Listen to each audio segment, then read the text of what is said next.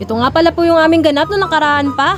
Naghatid nga pala kami ni Bunso ng binalot sa paaralan. At nung iabot ko na nga kay ate ang kanyang binalot, nagsabi nga sa akin si ate Anika na masakit daw ang kanyang ulo. Kaya naman sabi ko sa kanya, magsabi sa kanyang maestra na sasama na siya sa akin pa uwi. Pero naisip ko nga din na pumunta sa health center at baka nga meron naka-duty na doktor para maresitahan sila ng gamot at may sipon din naman si Leon. Ilang araw na nga at hindi nawawala. At sakto nga ho, pagdating nga ho namin din meron daw ho naka-duty na doktor. Kaya naman nga ayan na, sinukat na nga ang kanilang height, weight at saka tinignan na din ang kanilang body temperature. Wow, may pa-English ang inyong inay.